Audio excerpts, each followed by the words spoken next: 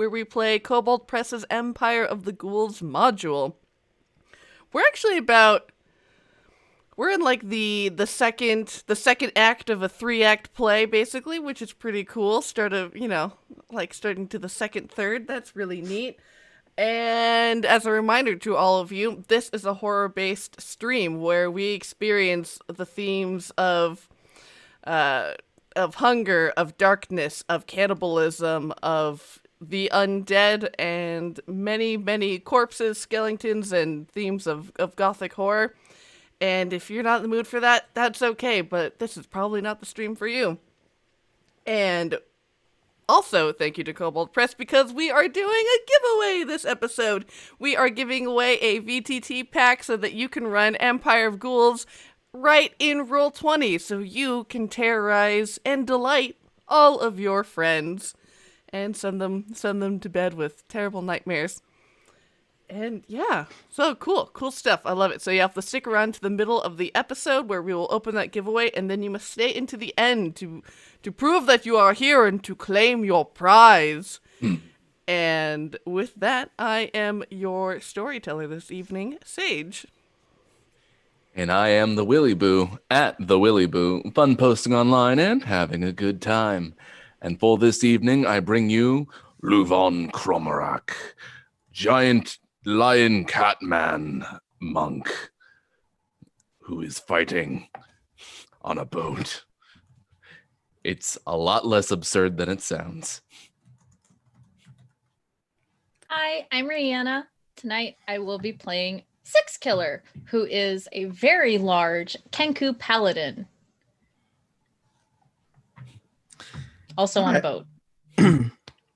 Hi, I'm Matt. Tonight I'll be playing Valka, the Shadar Kai witch, who likes to pretend that he's a detective. Bear with Matt tonight a little bit, as I've partially drowned myself with laughter, not figuratively. But yeah, happy to have you along. Hello, I am Jen Vaughn, and I'll be playing Marrowmorn Lunar Star, pronouns she, her, both of us. A very, very purple lavender orc bard shade. Actually, no, everyone knows that I'm dead. Everyone knows that I'm dead. So, yes. She's also on a boat. Didn't just almost die again. Thank you, LuVon. It happens. And, yeah, looking forward to smashing skulls, chewing osseo matter, getting marrow all over Marrowmorn. I call it a face mask.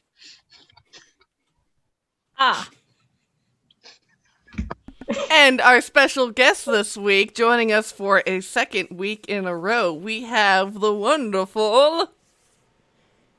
Oh, that's me. I'm sorry. You guys are just so entertaining. This is great. I forget that I'm not watching. Sorry, I am Megan Maracle. I am an editor for Kobold Press and the original editor on the Empire of the Ghouls adventure, and I am excited to be here. Huzzah! And yes, and with that, tell me, friends, what the heck happened last time? Lonely Island song, insert. We can't sing it for copyright, but it's happening. Right. Only 8 bars. I fucked a mermaid. Okay, different bars. Sorry, different bars. We are on a boat. We're going across the ocean to try and make it to a keep where I'm gonna say the wrong thing again. Yeah, maiden. They're maidens. Spear Maidens. Not Venture Maidens. Not Shield. They are Spear Maidens. I keep wanting to say the wrong thing. It happens. Yeah, we're going to go save them. Hopefully to have them join our cause, which is to eventually build up an army and get to the actual city of the Ghouls. The Ghouls.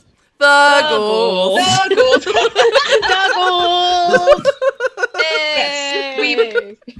Our short-term plan goes save the Spear Maidens with our new friends on this boat that we chartered, and in this haunted, terrible sea of sad skeletons, sad skellies. Long-term goal: stop a wedding. Yeah. Between Vampire Queen, Ghoul Emperor. Yeah. Hell yes. Oh boy. And with that, yes, you all are indeed on a boat. So this is a fairly large boat. It's about 100 feet long, 40 feet wide, and at the front of it is all clustered up with Marrowmorn, Six Killer, and LuVon, who are standing with this and facing this large skeletal figure who had risen up from this sea of spirits and had used them to propel him onto the boat. And he had also summoned 15 zombies, only about half of which are still around, who are biting and clawing and, terrorizing people on the boat.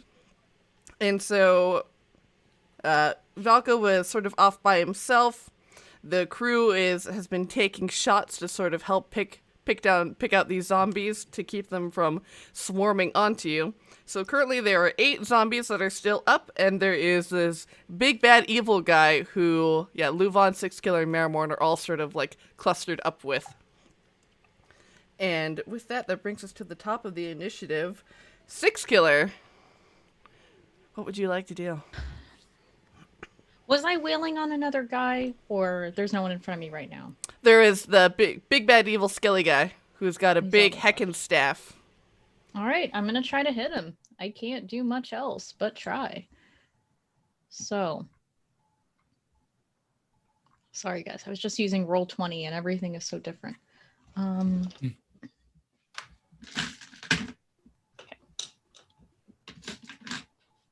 Try to hit.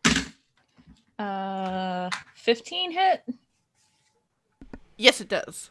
Cool. I'm just going to go ahead and see if the other one will hit too. For sure. It doesn't hit. Okay. So the one hit, I will go at him with my big censure, which is a D8 plus 4 still? Yes. Okay.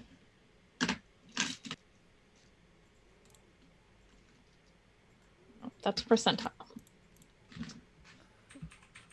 Big money. It's a 6. 10. 10 points of damage.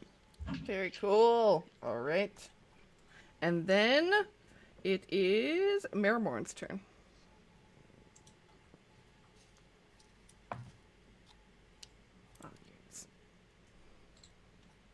Marrowmorn she's still laying on the ground after having been almost killed, but drank a potion of heroism thanks to LuVon, and is shaking off and standing back up. Thank you, LuVon. And picks her dulcimer back up, and sort of thrums the strings to make sure. Did any of them break when she died? Or passed out? They did not. They're still hanging on. A little out of tune, but functional. By a thread? Okay. Okay. All right.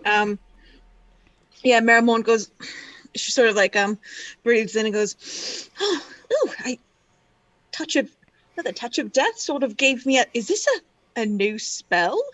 No, sorry, she's I feel more powerful. And she goes, I feel like I could do a full on group burial. And she starts like just like shredding, like, which usually is not a sound this dulcimer would make.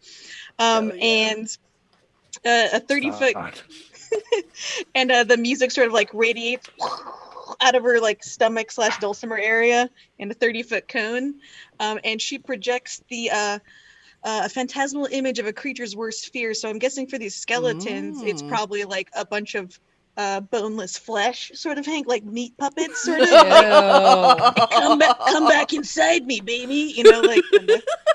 And go to your home. Yeah. So I don't know how many are within my cone though. Probably like 2 or something. So aiming it, so you can either like just get big bad boy, or you could get 4 of the zombies that are. I'm gonna go for big bad boy because like he's the big problem. Mm-hmm. So Then he must make a wisdom saving throw. All right, let's see. That is a 14. 14. And she's great job. You didn't get you this. Maybe the next song will scare you. And she just sort of like continues to play. Oh my god. Goes shit. Nice. Quietly to herself. And turn over. That was good. That was very tenacious D of you. And then Jen, roll a d6 for me. Like, who's Jen? Who is she? Using my special bone dice, 3. 3, and so suddenly, through these dark clouds that are looming ominously above you, strikes of lightning flash down onto the deck, and I need each of you to make a dexterity saving throw. Yes. I went too far. That is a dirty 20. You good. 25. Am I? I get +2.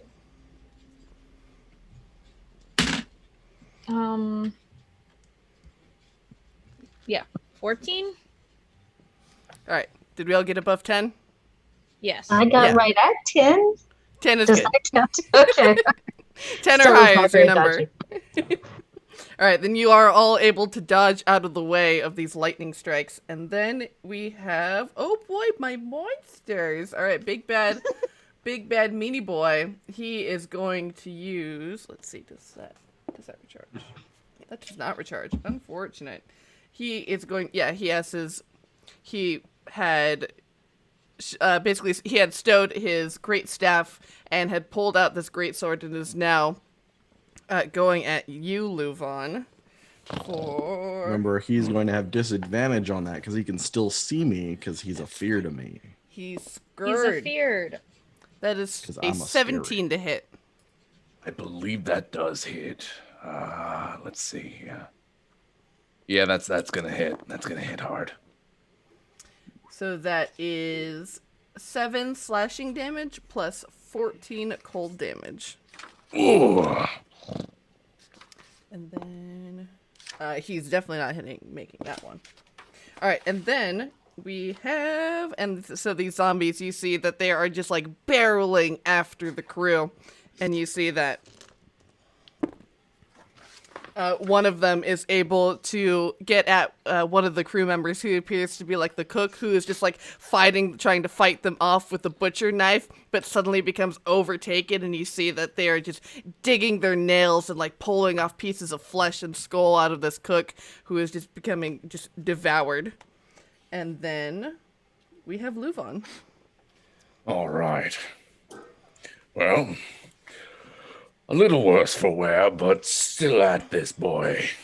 So we're going to come in for a nice paw swipe at our big bad. Mm-hmm. And that is plus...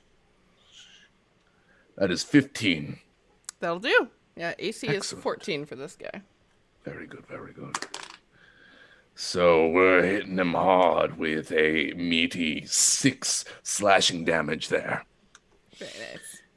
And as a bonus action, we're going to go for an actual back fist. I think we figured out the right way to claw at him without using slashing this Nice. time.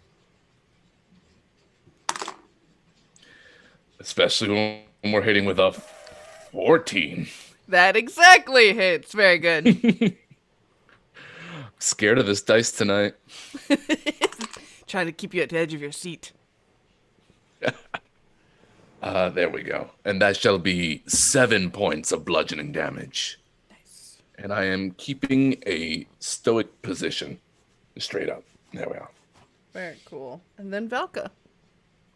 Valka sees what's going on here, and he does his usual holding onto his right punching arm, and it bends and warps into this weird black dark tentacle thing. Then he tries to throw himself a big old tentacle punch, and as it goes through the air, the front of it a bunch of barnacles form on the front to give it a little bit extra oomph. Nice. Very cool. That was a natural 1. Oh Not very no! Oh my god. Big So that sad. that goes out, and it's out. It doesn't come back if he misses. He's gonna have to spend an action the next turn, reeling it back in. Unfortunate. And then Stella. All right. So, how many of the zombies are on the cook? There or is are. he just gone? He basically looks gone, but there are 3 of them on him. Dang it! I can't save them all. All right. Well, I don't want any more. And then they don't have their cook anymore. I mean, I don't eat, but other people do. So, and living people get cranky when they don't eat, and I really don't need cranky teammates. So, True. yeah. So Stella is going to cast a spell. So how she casts her spells is she's gonna reach into her pouch and pull out these 2 different like canister type things and mix them together and then throw it forward in a spray of acid. Ooh. So for those that are well versed in blacksmithing, it is a slurry of fluxes. For those not, it's basically acid icky stuff that's a byproduct of blacksmithing. Or used in blacksmithing. And so it is a 30-foot long line that is 5 feet wide, and I want to try and get as many of them as possible to kind of just like off that cook. For sure. Yeah, I would definitely say you can get the 3 plus another 2. So you can get 5 total. Awesome. Yeah, so dexterity saving throw, and my DC is... Oh, it's almost like zombies. 17. It's almost like zombies are trash at that. Yeah, no, they all fail. So it doesn't look like they actually take damage this turn. Yeah, it says a creature covered in the acid takes 2d4 acid damage at the start of each of its turns. So on their turn. Yeah. And that is me. Sweet. And then back up. And then, let's see if any of these others can take some zombies down. Ooh.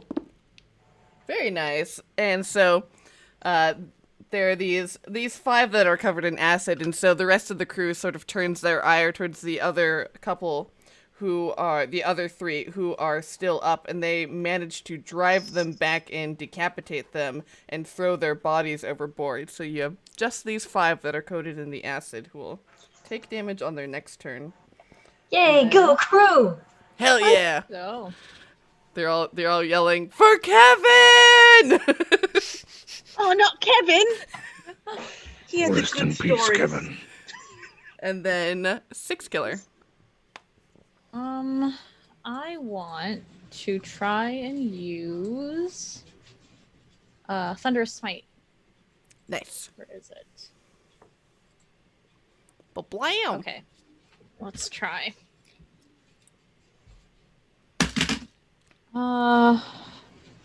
Is it 12? Doesn't hit. It does not. Okay. 14 I is can your number. still... Can I try another Thunderous Smite? I get to go twice. Yeah. So the Thunderous Smite lasts until you connect with an attack. So it lasts for a minute until you hit. So you can use your second attack and see if it'll go off. Hey, nat 20! Oh my god, that's gonna be so much damage. Alright, so... Oh boy! Alright, so what is your total amount of damage dice that you're doing? It is 2d6. I don't think I can add anything else to it. So it's 2d6 for that, and then your weapon is a d8, right? For your flail? Let me see. Equipment? Yes, my weapon is a d8. Sweet. Alright, so that's going to be 20, and then now roll your damage, all of your damage dice. How many will that be? Just the 2? Yeah, the 2d6 plus the 1d8. Okay. 4. Oh, come on. 5. So that's What's the 9. D8? I have to look at them. Double pyramid. Yeah. Yes, that's not the D8. It's the Evangelion one is the D8. Okay. Yes. Yep. And 6. All right, so that gives us 35. And then what's your strength modifier? Let me go look at myself. +3. So you do 40 damage. What does that look like as Six Killer just bashes this dude in the fucking, like, oh my god, what is this? It goes like super slow motion, and you see like way more teeth than should be possible coming out of this creature as she just absolutely, it's her censure. So it's like, it's a morning star full of incense, to be like completely honest. But she just bashes this guy, not only lightning and pure strength, but potpourri. And this man is, he's messed up. Oh, and he has taken a significant blow. And Marrowmorn, it is your turn. Marrowmorn is secretly wanting to know what the major flavor profile of that potpourri was, but that can wait for later. So those fearsome skin sacks are like probably still in view, or they're like slowly fading, and Marrowmorn's still shredding on this this dulcimer, striking the string she calls regret, striking the string she calls dusk, and she just goes, "It's all right, I'll just blow you away," and she's just like, "Pretend there's some sort of amplifier," and like slams her foot down on the planks of the ship, and a literal wave of music and energy fly out and like blow up all the skin sack pieces, so it's like flying and hitting this kelp covered mega skeleton in the face as she casts Thunderwave, or her version of it. Nice. And they must make a Constitution saving throw. I like to make you do all the rolling, Sage. Natural 1. Yeah. Fuck around and find out. That's right. And because I did this as a higher spell, Oh yeah. that's going to be 17 points of damage. Oh. Ooh, and as you stomp onto the planks of this ground and this shockwave ripples forth, and you see that this, as it collides with this skeletal creature, it just blasts these bones apart and off of the deck into bits. We can't do an encore, huh? She sort of just yells at nothing. And as it gets to the zombies' turn and they take the damage, they immediately disintegrate into these sort of fleshy, dusty piles of just sort of offal that sort of just droop onto the deck. And the crew is very relieved until Kevin, the cook, rises up and now launches himself at one of these other crewmates. Wait, how far away are the crewmates from us? About like 40 feet away. Do we get an opportunity of attack? No, he's not. He wasn't like right Oh. next to you all. I gotta try. I cannot pull that off, unfortunately. Oh no! Think I have anything. A little too far for Willy. Or rather, for LuVon. Can't take this Kevin opportunity. And then Oh, wait a minute. Hold on. Hold on. you're a monk, you a fast boy. Yeah, I just got a whole new speed boost, too, for this level. Oh. Right? Ooh! Gotta go fast. Let me take a look. Faster, Okay. faster, And faster, also, faster. my dog has opinions on this, too. Yeah. He says go fast.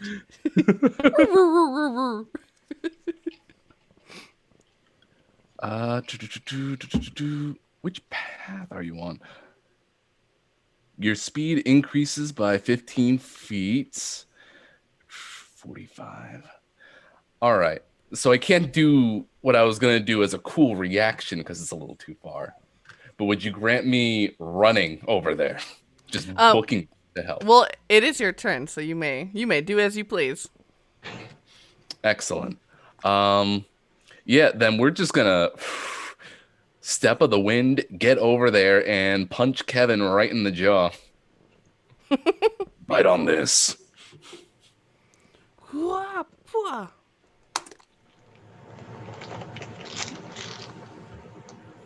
Not with a 7 though. That is just one below its AC, unfortunately. No.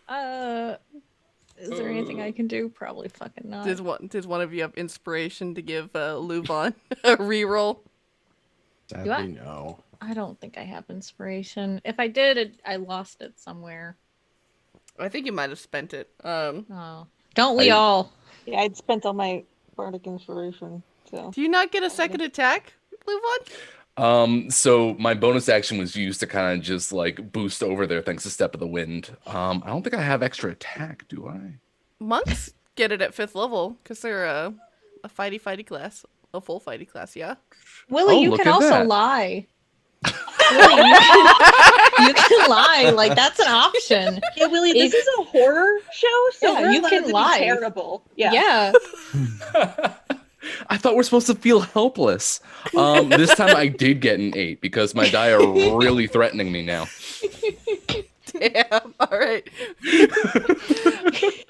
And so LuVon dashes over there, falls a little bit short, but then with the momentum, goes forward with the other fist and punches Kevin right in the jaw, knocks his block off, and there is quiet on this deck now as all of the crew seem a little out of breath, a little stressed out. It's raining super hard, and you see that some of the crew now grabs push brooms to sweep the remains of the zombies off of this deck and back into the water.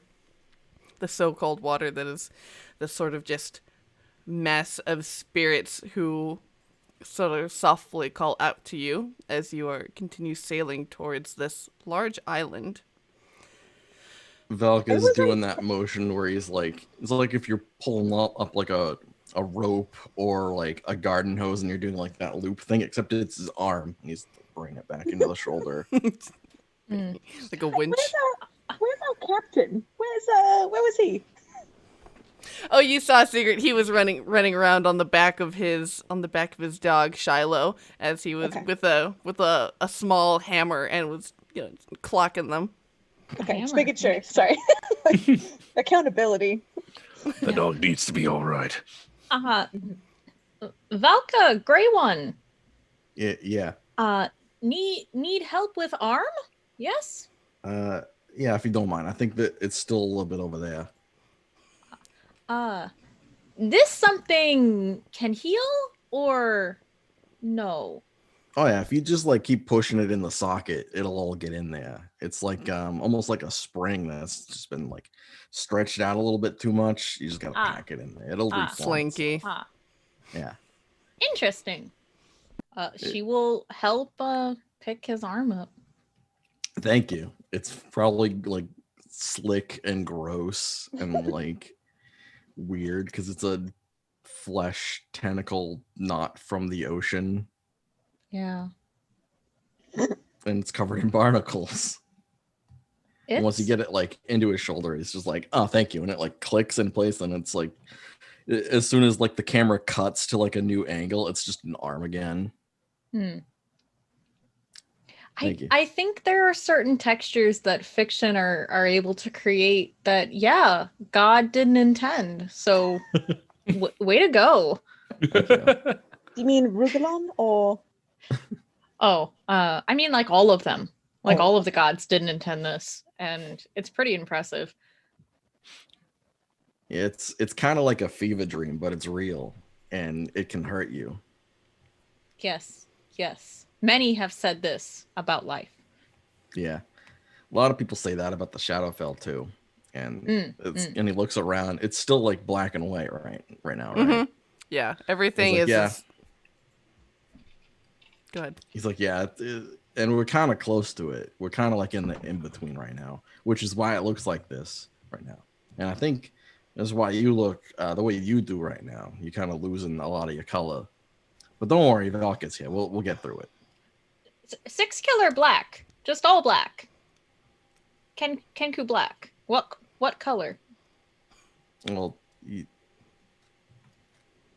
you don't see it just because you live with it so long. There's some color in there, but you're not quite aware of it, I think. There's a big difference between fully monochromatic like me and just having black, but there's like a slight iridescence in there that it's hard to detect. It's light dependent. You see pretty color. Yes. True. That doesn't exist in the Shadowfell. Losing this. Yeah.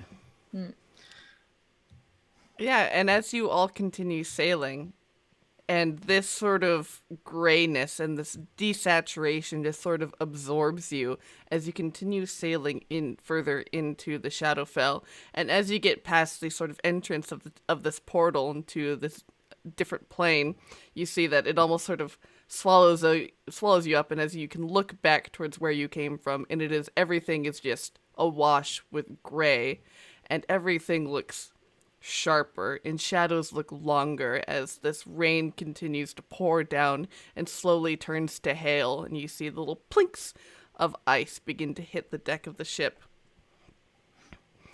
Valka's like, oh yeah, that reminds me, and he pulls out that cheap bottle of brandy that he bought, and he like holds it out, and he pulls the cork out, and he's like, all right, who wants this? And he holds out the bottle. Oh, we're celebrating. Wait. Sure. Valka needs it to be empty, and we haven't celebrated our first big fight with Stella. There you go. If Stella is a brandy drinker, sorry. And he Oh. hands it off. Oh, what's Stella drink? I can't say blood to the living. We've been through this. No worries. It's You want quite blood? all I can get you right. blood. If not drinking, understand. I haven't consumed anything other than another creature's flesh in I don't know. Sober many years, understand. Yeah, we'll call that sober. So wait, were we the sailors that were like pushing off body parts into the sea? Should we have saved some of those for you? Is that like a charcuterie board? They were just sort of like sloughing off into the ocean. I can go back for them. It's no Probably problem. still get, yes. Can probably still get. Maybe more saved. We find. I'm sure there's plenty, up ahead. I don't have to eat that often. All right, just for next time, just so we know, we can get you a doggy. Like snake, yes. We'll get you a bag to go. Yep. But When you say doggy tag, Shiloh's like, oh. Some real dog in there. Oh yeah, Marrowmorn. Help yourself. All right, just me then, eh? Yep. Then he like goes and fiddles with the cork and starts sticking needles and threading into it. A six killer will drink. LuVon, now furry one, should drink, but careful, as body new. And now I have to Google how much alcohol can cats take. Not cats. A little as a lions, treat. Technically. Oh, I hope they know how that. I'm gonna how roll much? to see how good this brandy tastes, though. So. How much alcohol Ooh. And Ooh. A lions 7. drink? Out of I assumed at 20. 10. No. Out of 10. Ugh. Out of 10, yeah. So no. She's like, this is very good. Yes. It's getting like campfire notes and like starless nights, which is sort of terrifying, but very good for a little touch of death on the tongue. It actually tastes worse than the ash from before. But I'll cherish it. Although after a few sips, looks at her new friend and then just kind of like pulls out of his coat pocket a little bottle of Valka's blood. Care to celebrate? Drink the blood.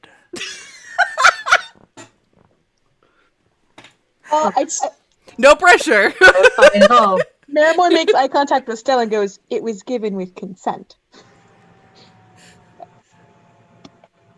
Oh, that's good to know. And and how long have you?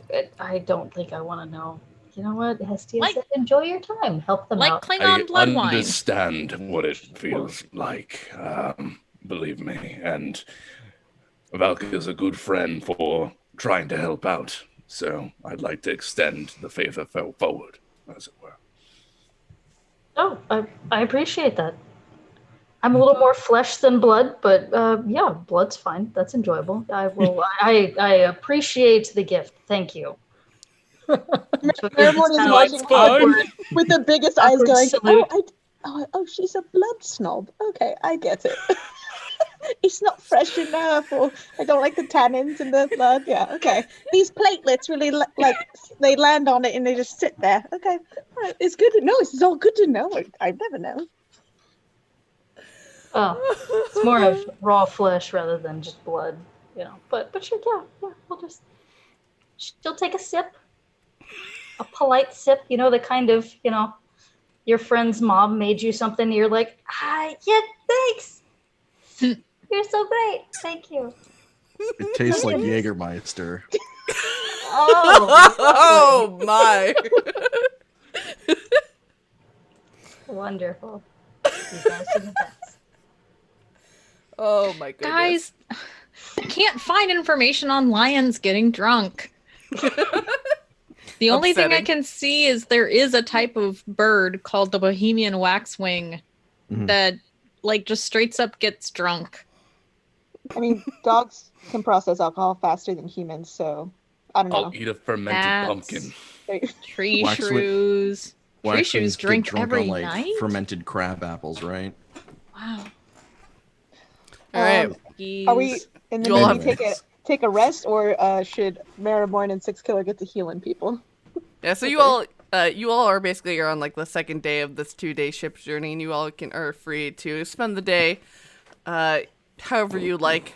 You can talk to the crew, hang out with each other, have any conversations that you would like, but you are all definitely able to take a long rest before you arrive on the shores, or close to the shores of the kingdom of Ogrimmar. Because we're going to Angel Home, right? First, I think that's what they said. The island. So they're like basically gonna like that's like on the way. And so they don't want to completely dock onto the shore because they don't know what the conditions are going to be, but they will get to basically there in like the little strait, and then lend you the boat so that you all can row to shore and make your way over there. And so as you do draw closer to this island that is looming up on the horizon, you see that this island is just a huge stack of bones that have just risen up from the water. And on the top of it, Marrowmorn, you immediately recognize this castle from your dream. This castle of bright white radiant light that shines like a beacon amidst this darkness. And you hear this almost siren song call to you. These two voices in perfect harmony. Marrowmorn's eyes start to glaze over. It's the most perfect. I couldn't possibly try to join in. Like she just tries to. Can we? Is it alright if we go in? This was my my dream. The vision I had that night. Maybe we should be on our guard then. That's a good point. Does anyone else hear that music? None of you do. Nah. All right. You sure you don't have anything like in your ears? Sort of like. Oh, it's a bit of Kevin, and sort of flicks it out. Yeah. All right. Well, I guess just get ready to. Sorry. So it's a tower of bone, or it's an island just of bones. The only other thing on here is the castle, and then we were gonna take a little boat from here. Yeah, basically like right between the island. Take a rowboat and make your way over there. Yeah, I feel like I have to go in here. Like it's. And she just stops talking. She just keeps looking at it and like slowly starts walking towards it. Hold on, we're in a boat. You can't just walk on the water like that. She starts walking towards the edge of the boat. Okay, can I roll perception on just what is happening? Sure. On Marrowmorn, on this island, what exactly? Yes. Okay. I just want to know if I can see if it's like a spell or something crazy. That's probably not enough. What is my perception? Wait, how do I go back? Stella will get ready to cast a spell on Marrowmorn pending her next steps. It's only a 12. So yep. I mean, basically, you see like your surroundings. You're in the great open sea, and open ocean, and you see this island. It's a fairly large island. It's about, you'd guess, about 50 miles long. You're not sure how wide because you haven't gotten like to the northern side of it yet to see how like wide it is. And yet the only thing that you can see is this large radiant structure that appears to be made purely out of light.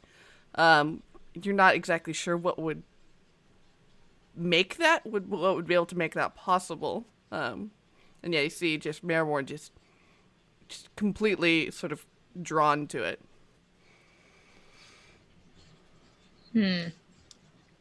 Marrowmorn, are you like some kind of moth? That's what's going on here? Marrowmorn doesn't break eye contact with the Castle of Light. Just because I don't dream anymore. I don't even need to sleep. I just do it so no one feels uncomfortable. And I have to go there. I really need to go there, I think. You really can't hear it. You can't hear the music. It's beautiful. It's not my bag normally, honestly, but it's really good. No. Marrowmorn, gray one.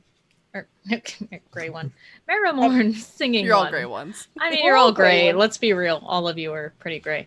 Marrowmorn singing one. Hear music concerning. Want us go with you? Go with you to island? Are we trying to persuade each other? Yeah, like if you gotta go, I at least want to go with you. I mean, Right. Marrowmorn could probably persuade it to go after they get the Spear Maidens, also. Like, so they bone up, if you will, on party members. Yeah, that would be true. Can wait?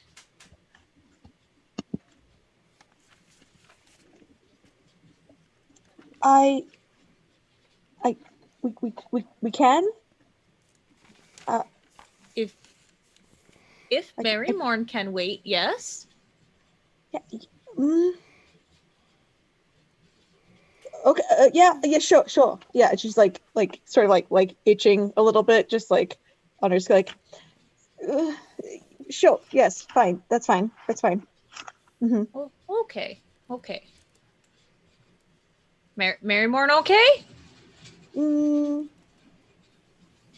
Yeah. I'll be fine. Maybe if we row out, I won't be able to hear this beautiful song I've never heard before and can't get out of my head. If it's stuck with me for days, I will be a pest. More of a pest. Write down notes. Okay. Oh, we can all sing it. No, that sounds terrible. No. Let's go get the Spear Maidens. Spear Maidens first. They need our help. This is clearly something beautiful. Surely not a trap. I don't want it to be a trap. No. Let's go get the Spear Maidens. Right, you're right. Yes. They need our help first. Yes. Maybe they help. Maybe Marrowmorn will go take nap. Go pretend to take a nap. Yes, I can go do that. Oh, yeah, yes. Sorry. Do you want like someone to watch over you so you don't like accidentally squeeze through the windows or something while you're napping? And he does air quotes with his fingers. So Yeah, you don't accidentally wander off on your own. that sounds good. Who wants to watch me pretend to nap? All right, Agatha, would you mind watching Marrowmorn? And the Raven Familiar struts forward and goes, I would mind. Oh, that's all right. You don't deserve to watch me pretend to nap, Agatha.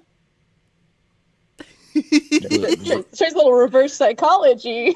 The Raven Familiar looks at you and just goes, I see what you're doing. I'll watch you sleep. Thank you. I'll watch you very close. Thank you, Agatha. You're always nice to people. I like that about you. So Stella will slowly put away the bellows that she had pulled out. Cancels the spell that she was in the middle of casting. Looks like this is resolved. Yes. Yeah,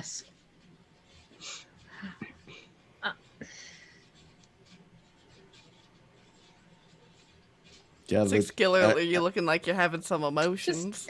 Just Agatha. Oh, that's fair. Agatha's the best, clearly. Like he's got his eye on all of you, even though he has no eyes. Mm-hmm. Yeah. Well, then you all can spend some time relaxing, patching yourselves up, pretending to sleep, maybe actually sleeping. There is a lower deck, 6 killer, for a completely dark place where you can enjoy a nice 12-hour just sleep fest.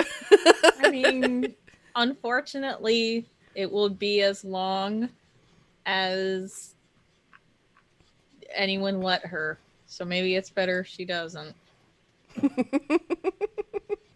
You know, you gotta have one of those 3-day naps. You know, small comas, basically. Gotta recharge. She could. She definitely could. And eventually, the next, what you can vaguely tell is the next morning, as you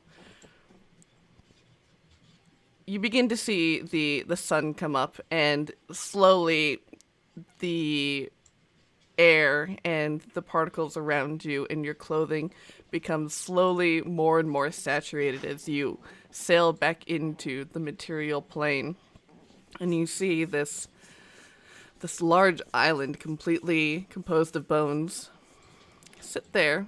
It's a little bit more quiet as you all have now exited the Shadowfell. And now you see this large rocky coastline as you all are sort of in this small strait between this island and this coastline to this continent. And at one point they drop down an anchor and they get ready the rowboat for you all to row to shore. And you see it's mostly flat, and so you can see pretty far. In the distance, probably about a half day's journey, you can see the capital city, Grimstad, rise up, and you see all these large sort of neoclassical marble buildings that have these grand columns and these huge exteriors of these large rectangular buildings. And yeah, they prepare a boat with some food for you, some life vests, and are like, all right, do you all, and they give you a quick boat safety and instruction. Like, here's how to row, here's how you put on the life vest. Do you all know how to swim? Do we? No. But I'm good, don't worry. I'm gonna roll for it. I'll just walk across the bottom. It's fine. They look at you like, okay. I can swim. Marrowmorn does not put on the life vest. Nah. I don't know if I can swim well with my big armor, but I mean, I can swim. It'd be a challenge. Try my best. LuVon, are you enjoying those little illustrations in there? Kind of a It makes it a lot clearer with the illustrations, honestly. Yeah. That family doesn't look like they're doing well, right? Like, there's probably a divorce coming up or something. In the event of a water evacuation, remove the life vest from underneath your seat. I won't continue on, but I. And so you all can, what for S's and G's? Go ahead and throw me an athletics check. See how well coordinated you all can be in rowing, and direction, and waves, and. You said athletics? Yeah. 15. 15. Not bad. All right. Good start. 21. Nice. 15. All right. But Yeah. Valka can walk. That's true. So yeah, you all are golden. You're just like 1, 2, 3, 4 in perfect unison. You know, Marrowmorn can give a nice steady beat for you all to row to. Yeah, we that Winklevoss Rowan, Winklevoss twins Facebook movie, fucking Mark Zuckerberg. And so you all make it to shore, and you can pretty easily to find a nice little like little cropping where you can hide the boat, tie it up to something, fairly easy, and start making your way across the land. Eventually, Before we get too far, can I cast something? yes, absolutely. I would love to put together more of those like little bone and nail metal bits of stars and hand them to Six Killer, LuVon, and Marrowmorn. And that is technically the aid spell. Oh, very good. Which will Thank you. see as a second level spell, it's just going to give you 5 extra hit points. Oh, does that heal or it's? It does both, so it increases your max. Oh, So it's not temp, it actually increases your max. Mm-hmm. wow. Very cool. Valka spends a little bit of time scavenging for cool-looking rocks and shells, because everything is useful. This beach is completely like littered with sand dollars, so you can just like Oh, hell yeah. pick them up. It's And a smorgasbord. and you all can, you know, pick away across this like very rocky beach. You see little crabs scuttling about, some gulls flying down and eating the crabs and carrying them away. Yeah, I would eat a crab. I was gonna say that. If it gets too close. Get a snack. Yeah, you can definitely see one as like scurries back under a rock, and you're like, I see you. Yeah, I'll eat any crab. And you can make this That's good. like half-day journey to the city, where it is very, very large, a sort of open city that is perched in this like very open valley, and walking straight there. And as you all head into the city, this seems like a city that has definitely been under siege recently. All of the citizens seem really uncomfortable. It's like you're striding in around noontime, sort of midday. Everyone's really uncomfortable. No one really seems to be out on the streets, and if they are, they're rushing between buildings, like carrying their bags very close to their bodies. And you see that there are these banners that have been put up, these incredibly unimaginative banners of red backs with white skulls, which Stella would immediately recognize as the sort of sigil of the Ghoul Imperium, as the city has been recently taken under control of. And there are patrols of guards who are wearing this insignia, who are patrolling people, and they randomly stop individuals and ask them, "Who are you? What are you doing? What is your business? Okay, you may proceed." And as you sort of make your way, like, really truly into, like, the heart of the city, there's sort of this odd thing that happens. It's almost as if you stepped into a dome of darkness where it is sort of cast in perpetual night.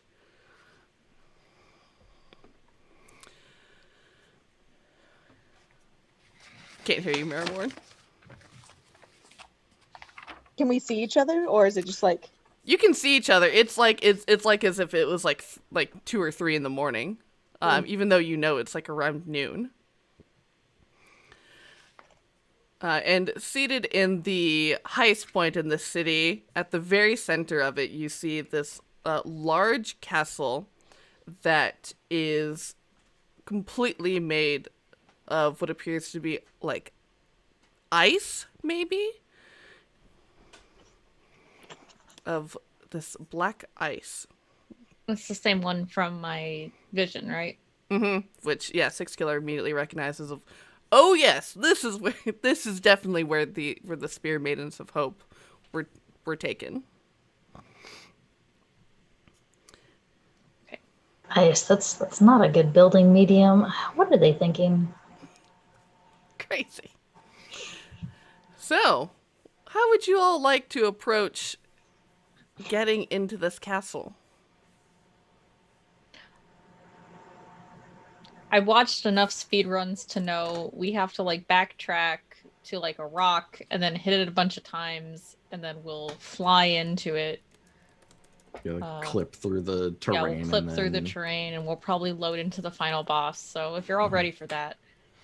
I mean, my past life is wait for food to be ordered and then, knock off or pay off the person to deliver the food yourself and then, Oh. get in there. But Wow. Do they have DoorDash here? See? You might have to ask around to see if there's some people who bring supplies in, perhaps. Mm-hmm. Well, that's smart. Yeah, because I feel like we're not going to be able to just walk up and ask to go. we're too motley a crew to do that. You can see that this I've seen castle... those stars. Don't hide that. They don't like Hestia and her people. Thank you.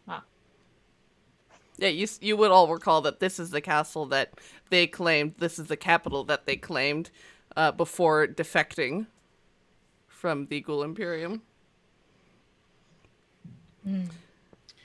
So if I know anything about sticking my nose where we're not supposed to be, we gotta really check the perimeter, make sure that we can see all points of entry and exit if we can, because we might need it at some point if we gotta scurry away. It's also a good idea to take a really good look at what kind of gods we might be running into. It's going to be kind of hot, I think, because it's so dark.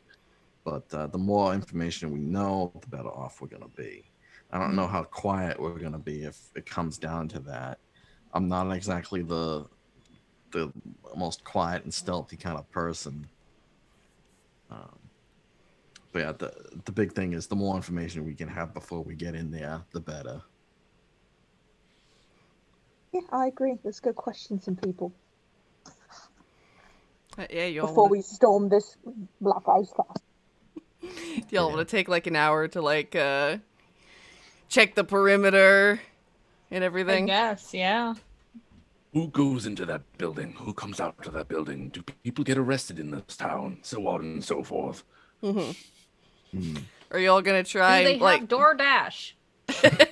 Do you all want to try and like talk to people on the street to like get some information as well? Is there a case in the joint? The people that Oh, I was gonna say, where's the local tavern?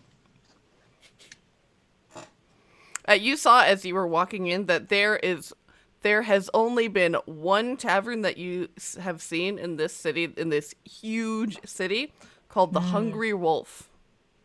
Ooh. Oh.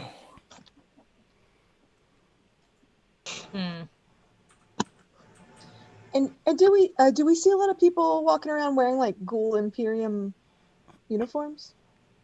You see patrols of guards walking around, but you don't see any other sort of officials wandering around. And is it safe to say they are all ghouls? It is a mix of humans who appear to be like basically conscripts. And a mix of like some of every few patrols you see, it's like you see, or like one inside of the patrol is like is an actual Darakul who appears to be of higher rank, is probably like the patrol captain. wondering if we could also like steal uniforms to get in. Well, after we get information. And Marrowmorn says as such to her compatriot. Oh, no, Must- that would be In hard to do several soon. minutes since I was part of the Imperium, but I could attempt to. Yeah, it's just feasting, living, crush them. I could probably.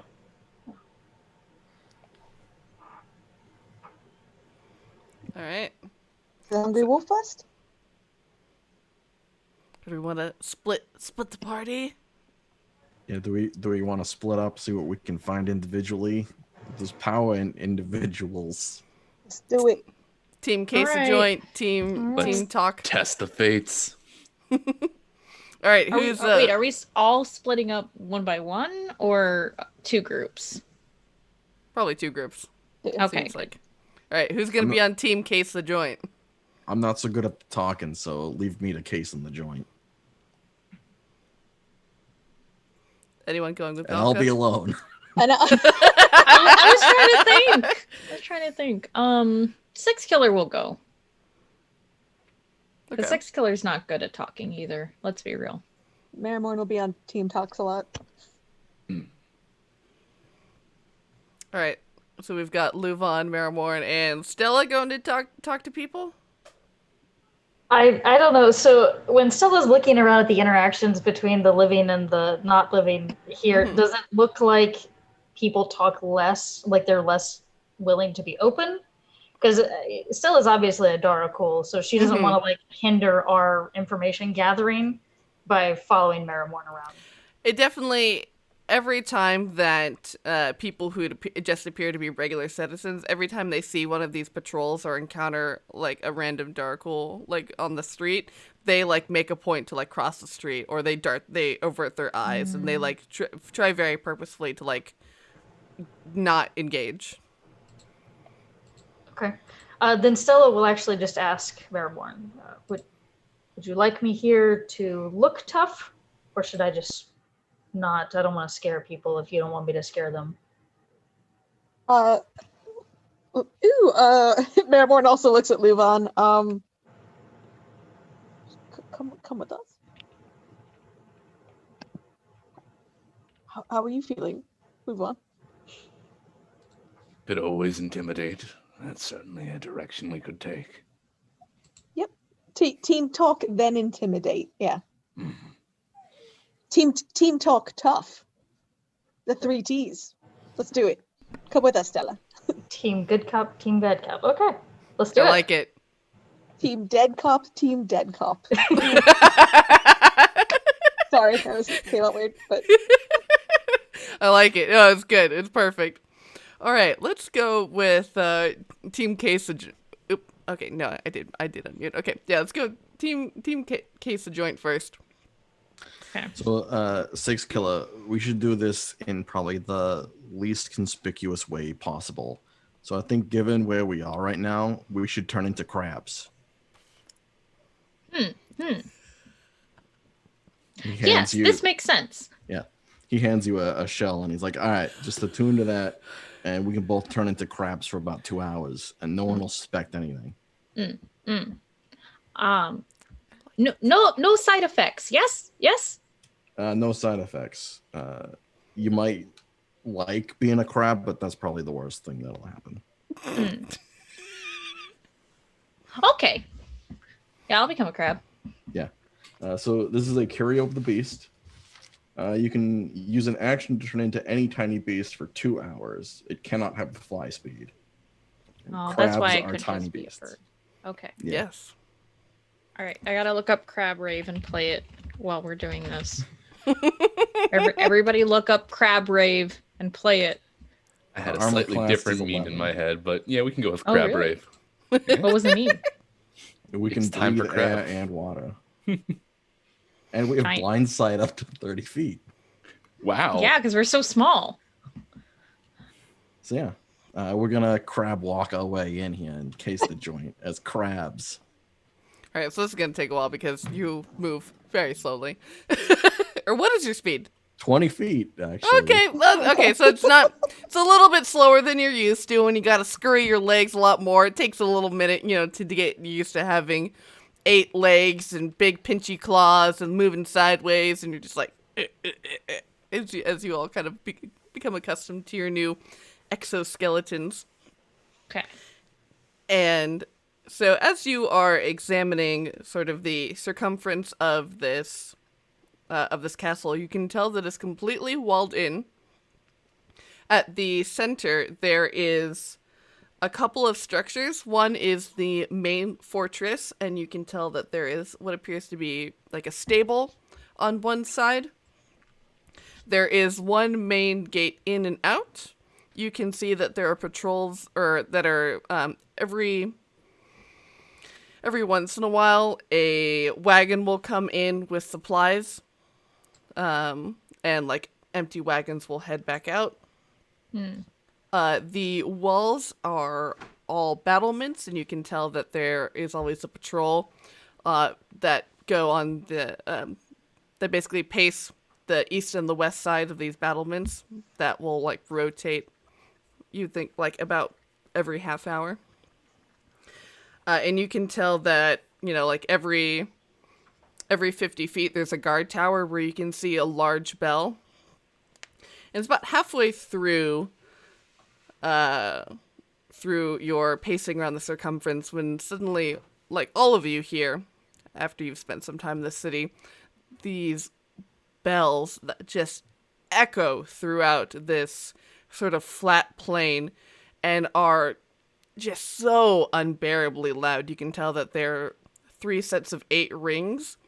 And after this happens, all of these Darkle pull out wagons into the center of town that contain hacked off limbs of individuals, and you see that all the Darkle go and they feast. And you see it's in this very sort of orderly manner, which is almost sort of unexpected. And as they flash a badge to show an insignia, and they're allowed in for like 10 minutes at a time before they're told to leave, and then the next group go in.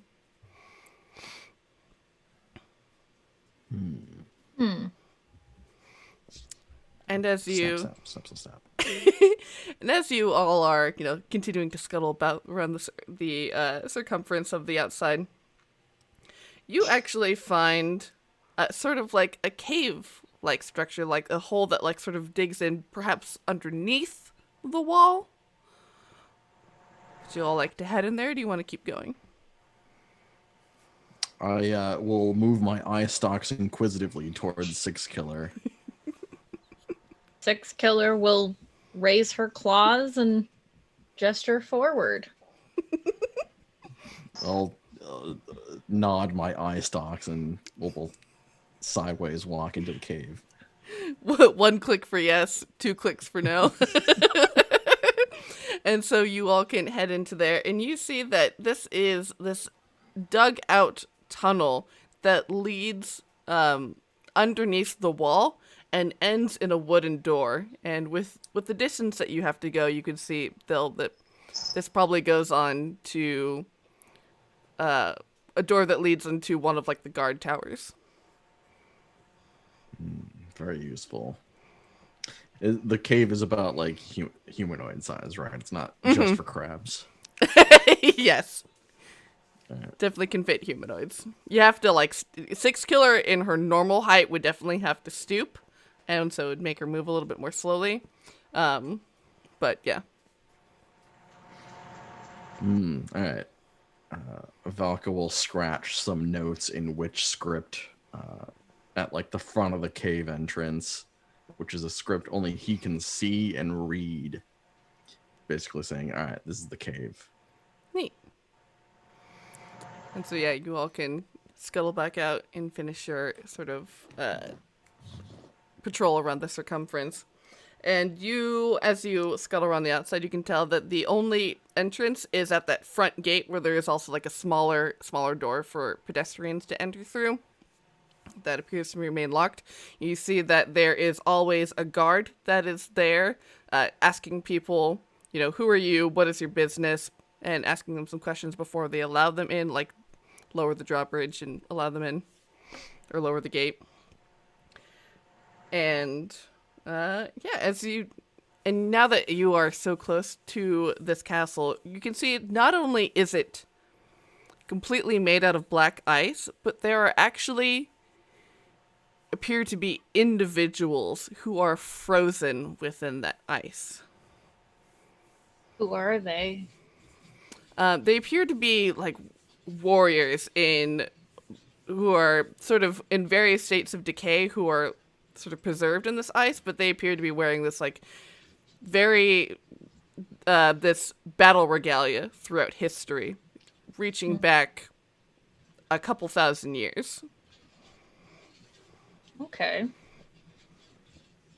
I guess can I roll perception, like history, to know if I recognize any part of them? I would say since the history of this kingdom is completely unknown to you, your best guess is like these are very clearly like prominent historical figures, but you would have no context for what they've done. Okay. All right. That's all the Boy, howdy. all the goodness that you all learn. All right, team, 2 dead cops and a live one. Play dead cop, live cop. Yeah. Marrowmorn turns to her pals and goes, I hope they're having a shell of a good time. Anyway, let's get to the Hungry Wolf. She like has her she like adjusts her like purple skull shaped backpack, and here's the little of her tiny snake ellipses. She goes, yep, it's time. We'll investigate yet another bar. And so you all can sorry, go ahead. Sorry. She turns to Stella. Stella, you think maybe they've got some stuff on tap? Oh, you don't really like blood, though. It's more of like a... Yeah, never mind. Slurry. Smoothie. All right. No idea what they have. It would be interesting to see what they have. All right. So we approach the door. Is it open? Is there like a bouncer or anything? Or No, it's open. It's like noon. Yeah. Yeah. It's open. You can see this is a very small bar. Really just sort of bare bones, couple of tables, very, like doesn't even have any taps. It's just bottle service here. You can tell that there is like 5 or 6 people in here who are enjoying a drink. A couple look like a couple of the conscripts, maybe on their off time, enjoying a drink. Live human people. And you see another sort of like booth of some other, what appeared to be like sort of angry, grizzled men who are just like staring down, and as like 3 of them that are just staring down into their cups.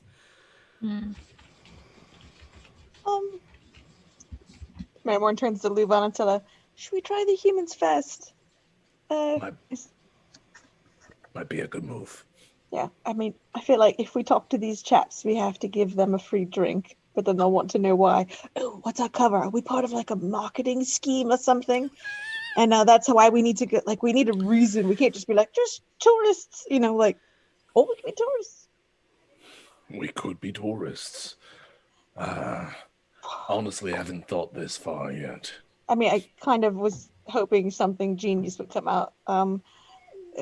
Maybe we're on a group honeymoon?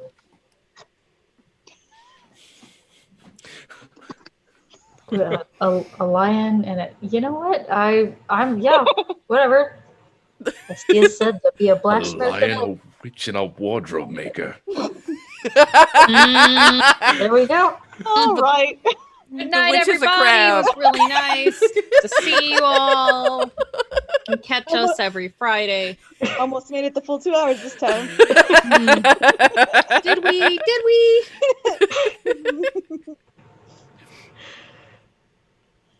All right. I mean, I can make a wardrobe if you need. It's not outside of my wheelhouse. I know right now though, because we have to carry it around. So, what do you want to do? You want to do tourists? Do you want to do some sort of like marketing angle? So we buy them drinks, get them liquor. I mean, we could buy them drinks no matter what.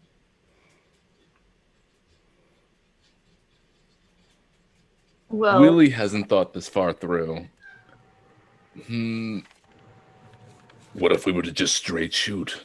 We're trying to get into that building. Yeah. I mean, I feel like the second question is why, or the first question. So, well, but maybe Marrowmorn, just no. you own that place where we met, right? The building Hestia brought me to. Oh, Lunar yes, Star, yeah, yeah. the graveside services. Yeah. Oh, well, I mean, I'm pretty sure that bodies are something that they come across often. Maybe the castle needs disposal.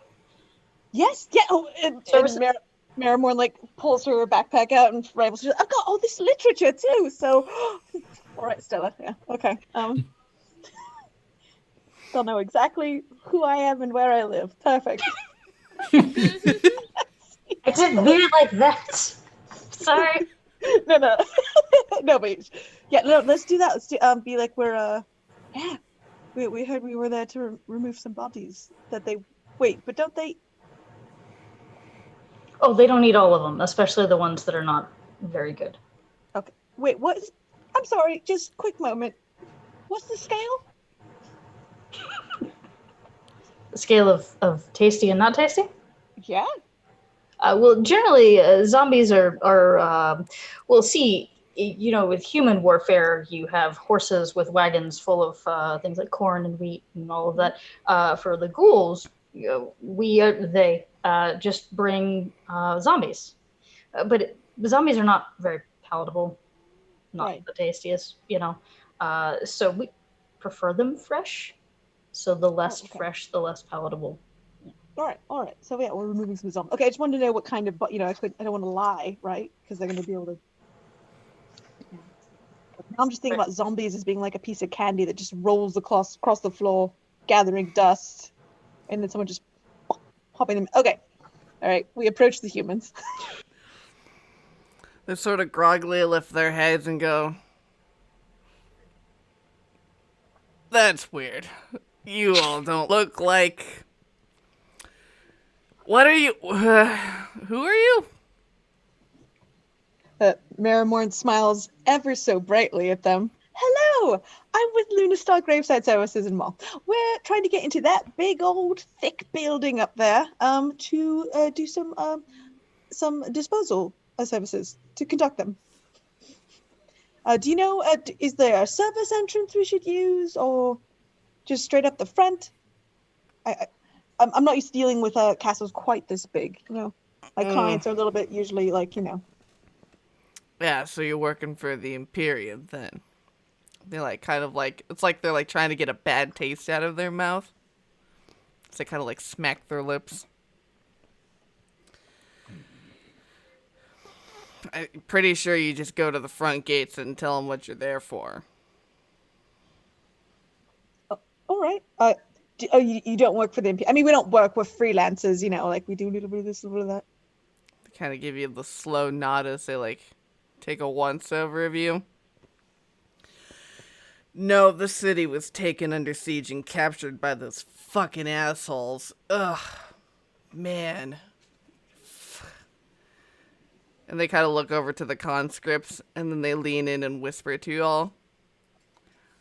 Ever since that the Ghoul Imperium is taken under, this city has been a real shithole, and if they take over the rest of the kingdom like they say that they're gonna, that's bad news. I mean, we had free healthcare and education and, and everything, and they've just come in and they've taken everything, and now they eat us.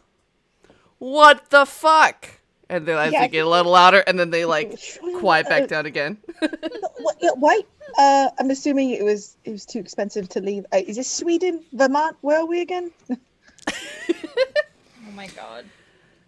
So, this is, I guess, take it you're new here. This is Grimstad, Ogremore. No. Yeah. So, all right. So say we wanted to sneak in to the same place. Do you think there's a different entrance? Raises an eyebrow. Well... Happy to buy the next round if that helps, And another guy like elbows him and is like, oh yeah, that might jog your memory. I think I had a cousin who knew some Yeah. things, and another beer might help. Yeah. I'll go get those for you, Marrowmorn. Cool. Marrowmorn like gives Stella a bunch of money. Or enough. An appropriate amount of money. Yeah, not like a giant sack. Here you go. Go get robbed. No. And Stella will go over to the barkeep and be like, whatever they were drinking, more of those, please.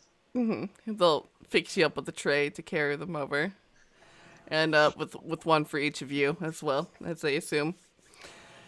And you can bring that over, and this guy, this human man who's got this like gray beard with this like thick white stripe in the center and this like really frizzy, long, curly gray hair.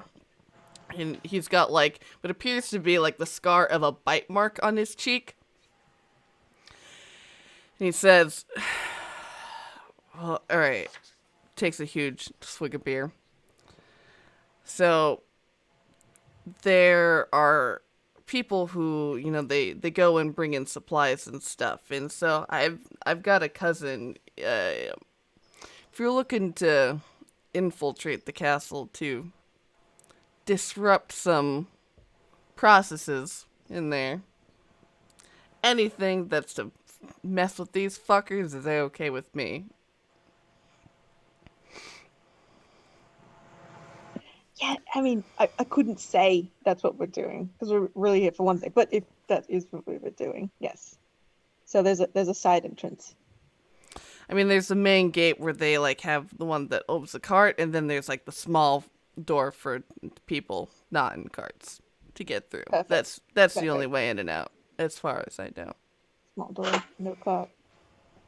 Although if we're there for body removal, we might need to pretend we have a cart. Okay.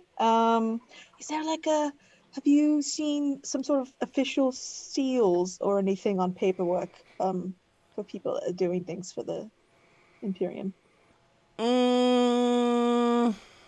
Like the one in like on the banners or something. Yeah. Yeah, usually they present some papers with like a skull seal and red wax. Red wax. Is there a stationery store here or some type of general store, apothecary perhaps? Oh yeah, it's you go down 2 blocks this way to the right over there. It's right next to an alchemist. All right. Cool. So we can get some cool. Jen says, "Cool." She looks at LuVon.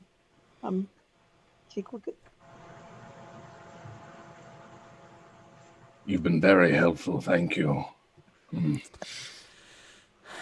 Well, I mean, good luck on, I guess, whatever it is that you're doing. Tell me, you seem downtrodden, but would you be willing to fight if it meant freedom? Listen, we already fought. We fought and we lost. This... I take it you're not from this kingdom, so well, that's a whole nother bag that maybe we can get into if you come back. But so we're run by a magistrate, and so like the ruling class is all wizards, necromancers. They all work in the undead because the undead is what we use. Once your family dies, once you die, you become risen as a zombie. And all the zombies do all the hard labor, which means that for the rest of us, we get to live a pretty good life. You work if you want to work. You open a shop. It was all good. But then these assholes came in, and they're like undead or whatever. No offense. I think maybe you're cool, as they motion to Stella. If you're rolling with these weirdos. They came in. And now, and then of course they're like, hey, we got all the big bad magic secrets, and all the mages were like, oh great, I can make better undead, and I don't need any of you guys. So now we fought. We were trying to take back our city. We were fighting a revolution, and we just, because as soon as you die, you're fighting for the other side now. and we're trying to collect up. We've been trying to make connections to the other cities, but it's communication slow going. I understand. But if things go right, we might be able to speed things up a little bit for a bit of a second shot, another crack at it, perhaps. Interesting. I mean, we definitely don't have the numbers or the supplies right now, but you give us a month and we could maybe do something. A month. We're tired. Absolutely. And we're getting eaten. Clearly. No, I again, yes, morale is clearly low. But you still have spirit. I'll take your month. Yes, they do. How about you? Drink. Around 1 point. All right. Cool. Marrowmorn turns to the others and just goes, "Shall we go make a fake letter?" I think it's an appropriate time to make our exit. Yeah. So, kind of like signal to the bartender, like, "Oh, thank you," Mm-hmm. Just go, and then like kind of go, "Oh, sightseeing," just to kind of like, confuse everybody. No. That's you all kind of like to the bartender. The bartender gives you like a very kind of like knowing, like a nod of acknowledgement of recognition, like your secret's safe with me. And you see that the conscripts are like passed out in the corner. We should go search their pockets. No, see, let's not. They're probably pretending to sleep too. All right, so we'll go to the alchemist shop to go grab some stuff, maybe, or I don't know. Does it? Yeah. LuVon, Stella, you want to make a fake letter? Well, I had a patron ask me to put runes on an axe once, and that didn't turn out too well. But I will cheer you on. I can't do a lot with these. Sorry, I wasn't asking specifically if you could do it. I was saying, like, should we go get the supplies? I could write it. I'm happy to write it. But, like, I think we use some red wax and approximate a skull of some kind for the seal. Mm-hmm. Doesn't really matter what's in the content, because I'm probably going to read it, honestly. Or who knows what Valka and Six Killer have already done at this point. She sort of like says out loud to the general area. Yeah. But let's try to go sneaky first before we, I think. It'd probably be good to have if we're gonna stay here for a while. Make us look official and everything. Mm-hmm. So you can all head over to the stationery store. You can find a seal, like a skull-shaped seal that you think you could like with a box cutter. You could like trim the edges to make it into like the appropriate shape to really try and sell it. Get some red wax. It costs like a gold. And yeah. Marrowmorn goes, we could always use a potato too if this seal doesn't work. So there you go. Interesting. What is your dexterity score, Marrowmorn? Clearly it's high. If I came up with this plan, no, actually it is very high. It's it's +2, but my.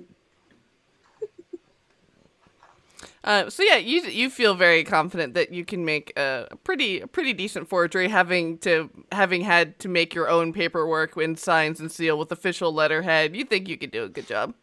Yeah. We'll see.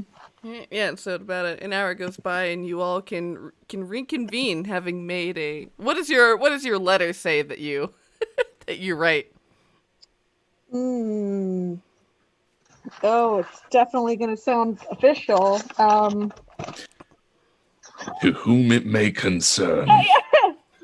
It doesn't have to be like line for line. Future friends and enemies. I'm looking at my notes. What was the name of the Darkpool leader again? Nicephorus the Pale. Emperor Nicephorus the Pale. Yeah, so we'll probably say something like, at the behest of Nicophorus the Pale, the services of Lunar Star, Graveside Services, and more have been conscripted for detritus body removal, or detritus. Anyway, and then just sort of like list an open date range, starting on until and then sort of like, and then just like some indecipherable signature that you could not read whose name it is, and then the stamp. Very cool. All right. And with that, we're going to open our giveaway, friends. All right. Heck Let us yes. begin. Yeah. In order to win this VTT bundle of Empire of Ghouls to run on Roll20 for you and your friends, type ! Feisty Heist into the chat. Heisty. And yes, all right. So yeah, you make this letter. Valka and Six Killer, you come back from your reconnaissance, and you all can basically meet up in the town square where you all had parted ways, and you all can. Are we still crabs? Until you don't want to be anymore. You all see two crabs scuttle into the town square. One is black, one is gray. It might be better to do an alley, not middle of town, but I mean. Yeah, you all can make your way into an Don't alley. want anyone to know you have crabs? Yeah, you're afraid people are going to know you have crab friends? Yeah. Afraid they know about crabs? Are you ashamed? No. Suppose not. I won't pinch you, but I will close my claw right on LuVon's finger. So did you find something good? Marrowmorn just starts asking their backs. Okay, maybe we will scuttle into an alleyway to change back. Yeah. You just use an action. Okay. We change back, and Six Killer says, learn many things, yes. Not understand, but learn many things. Didn't understand. Like it was another language, or No, confusing.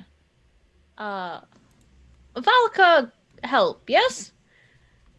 Yeah, I helped. We turned into crabs. Very good. Yeah, we got in there, had ourselves a good look around. There's a patrol that goes around the whole thing. There's at some point there was like 3 sets of bells, 3 rings of bells, something like that, and then a whole bunch of ghouls came in and started feasting. There's some guy out front who lets you in and out. It's very official. You're gonna need some paperwork or something to get in and out of there. But me and Six Killer, Team Crab over here, we found ourselves maybe another way in. There's a cave with like a wooden door at the end. I marked it in a special way that only I can see. Ooh. Yes. Cave is full of people stuck in ice. Many people. Old people. when you say stuck in ice, which direction were they facing in? Their bodies. They're Did facing they all look outward. like they were trying to use the cave to get in when they turned into ice? Oh no. Like museum. Oh shit. I wonder if they still dream. Is that a joke? Because I can't dream right now. No, It's kind of LuVon. my insensitive. apologies. LuVon. That was insensitive. I get it, Mean though. Sometimes comment, I say the LuVon. right I feel things, like too. I know what you're getting at, but it really hurts. It's okay. We'll talk about how much that hurt later. We'll have a really big meeting about feelings later. We got to focus on what we're doing.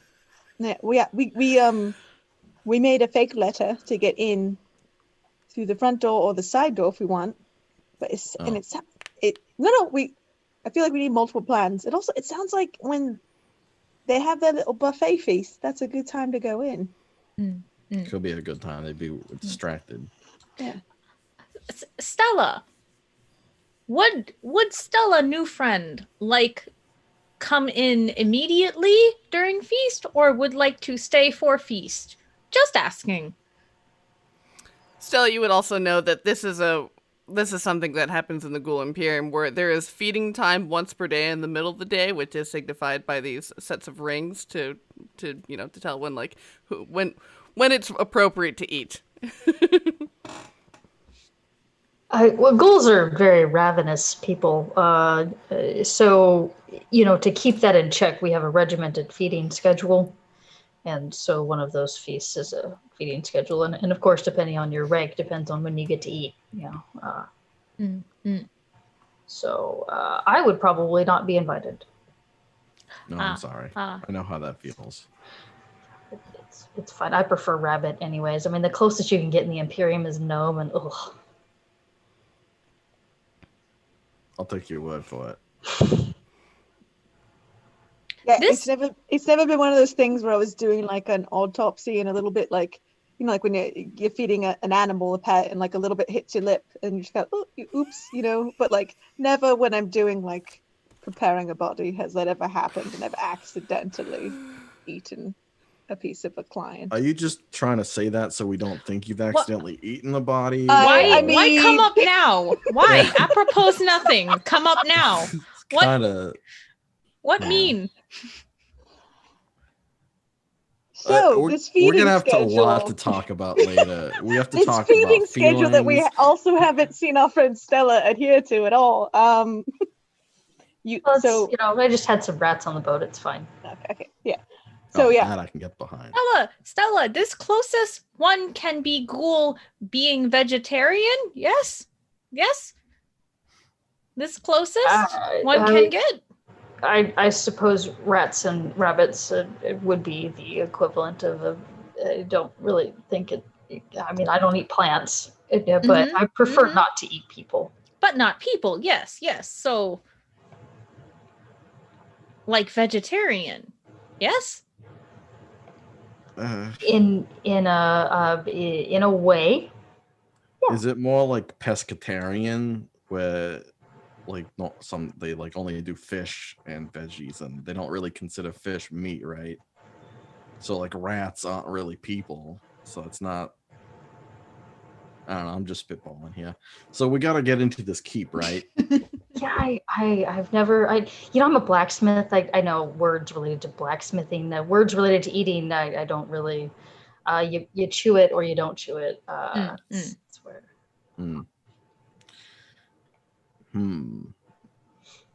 So what do we think? Are we gonna do like paperwork stuff, or are we gonna go in like the side door? I mean, we could do both, right? But why would we file paperwork if we're going in the side door? Is there like a slot I didn't see? No, if we get caught, we present the paper. Right? I get you. Yes. Pretend stupid. Yes. That I'm good at. How big was this? How was there like in this cave? Like, it was like huge. It was huge. Okay. But can become crabs again. Should Marrowmorn want? Yes. Yeah, we can be crabs again. I think I can make 1, 2, 3. If I do all of us as crabs, then I'm not gonna have like any way to fight back.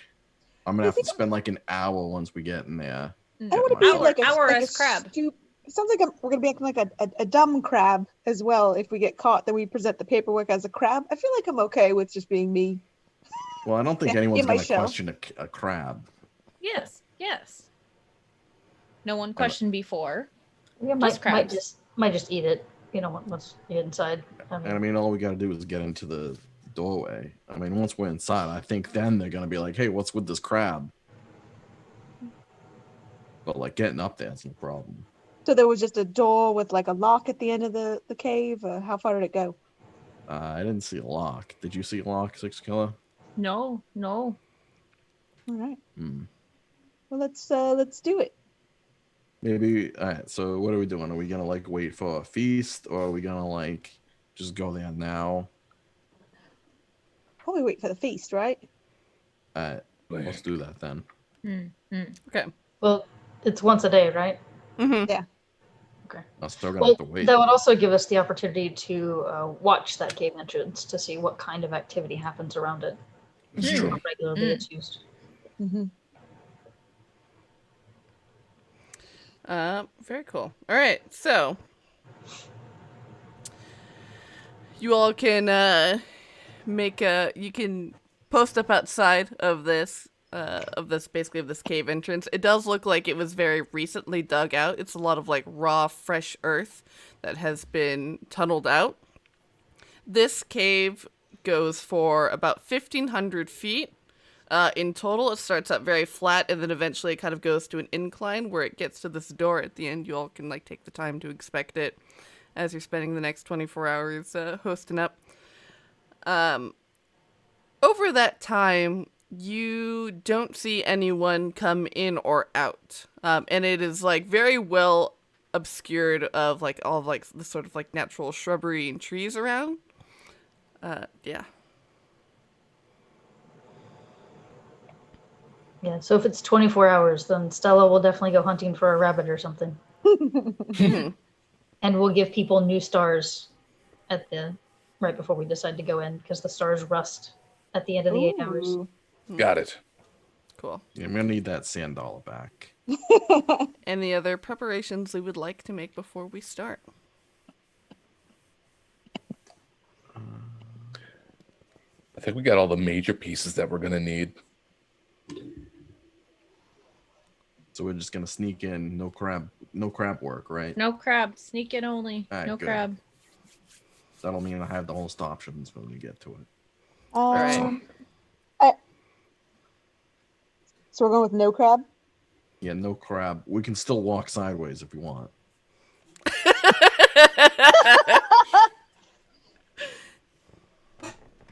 I think Marrowmorn will spend an hour conducting a spirit session ritual.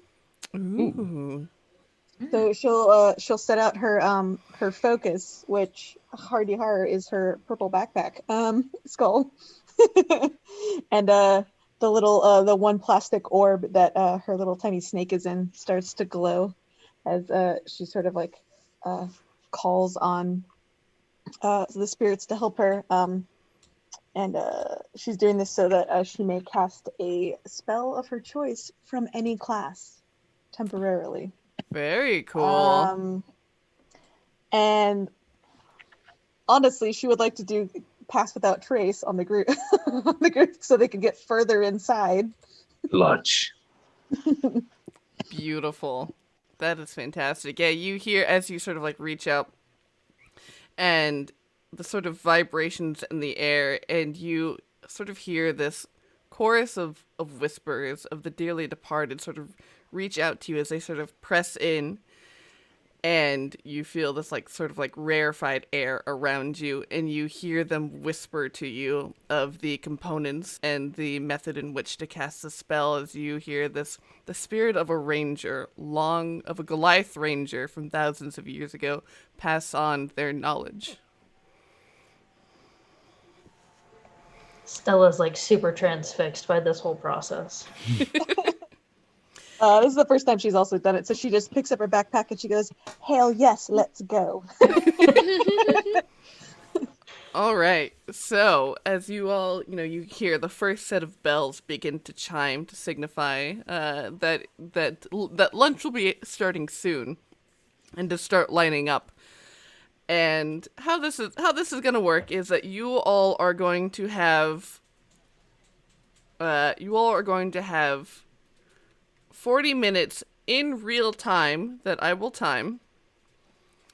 And with Pass Without Trace on, this is going to make things a little bit easier for you all. So, in order to not have to deal with stealth checks and perception checks and everything, you know that you can safely assume that going in, that any sort of noise that you make is going to be noticed, as the sounds will bounce off of the ice and sort of echo. So there is a noise level: combat, loud sounds from like really loud, from loud spells like Shatter or Fireball or any sort of damage dealing spells, or if you shout or like just like knock shit over, that is going to increase your noise level by 1. If the noise level gets to 3, someone will definitely come and check on you and investigate the situation. The alarm will be raised, and you will probably get into some sort of conflict. You, every 10 minutes, because of just the sound of, like, traveling, of rifling through rooms, of, opening doors and stuff, every 10 minutes, the sound level will increase by 1. You all, which I will time with my phone. You all can choose to take the sound level down by 1 by if your characters hide and stay quiet for 10 minutes. I'll just tack that on. And at the end of 40 minutes, if you all haven't found the Spear Maidens, they will succumb to their fate of whatever that the ghouls had planned for them. You will lose them as allies. If you get to them before the 40 minutes, you have the opportunity to save them and recover the holy robes of Sister Adelind. If they do succumb to the machinations of the ghouls, you can still recover the robes, but you will lose them as an ally. Do we have any questions before we get started? No pressure, guys. No pressure. Do we have enough time? Yeah. Okay. If you all are fine with playing a little bit late to get through this. Excellent. Okay. All right. So that means Stella will not do her bone armor transformation. She will stay in her civilian gear. Oh, I'll say this before we start. I currently have an ability on my sheet right now that if I offer the help action on anyone's ability check, they get to roll an extra die. It's kind of like the elvish accuracy feat almost, but for ability checks. Oh, very cool. Nice. All right. Well then. Oh, and real quick, just to let the group know, I do have the rope trick spell, which would allow us to have that extra dimensional space that we could hide in. So if any point like things start getting kind of hairy, we could do that as well. All right. Just hop in real quick. How many minutes have we spent metagaming? No, it's easy. 7. 38 minutes. All right, and if we... Guys, remind me, I have Misty Step. That works on you. I know, but like if I need to jump somewhere, I can go 30 feet. All right, Just teleport. Perfect. All right, so I That's about will all I have. begin the timer now. Okay. All right. Okay. So you all begin at this wooden door at the end of this 1,500-foot long tunnel, and you may open it. Opening it reveals to you a storeroom. Within here, you can see that there are just crates and crates of tapestries that have been taken off the walls, of paintings that have been covered with sheets, lots of just numerous ancient and invaluable art objects that have been stored in here. And you can see that there is another door leading out of here.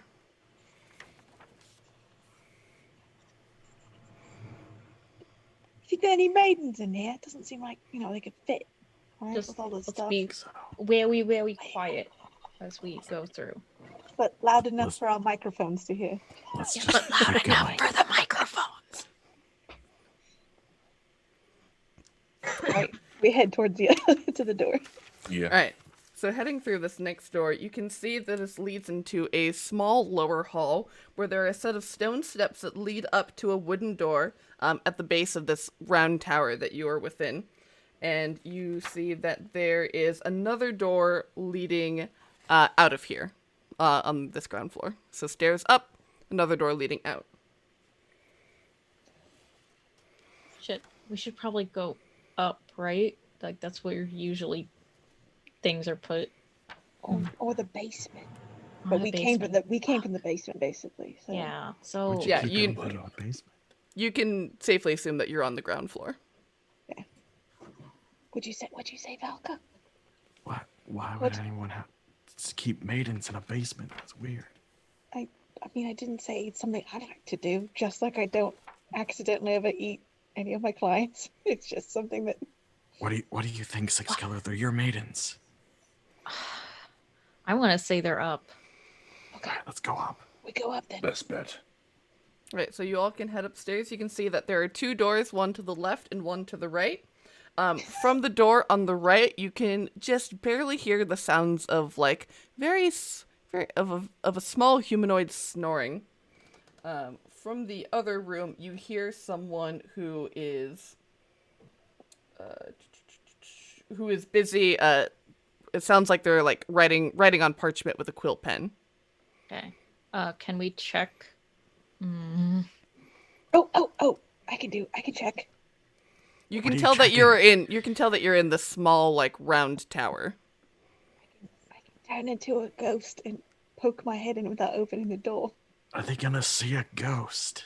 We'll check the sleeping one first. Yeah. So, you all see Marrowmorn's physical body sort of dissolve into like little purpley blue light, and she sort of flies up and pokes her head through the top of the door to look through and see the sleeping door, the person with the snoring.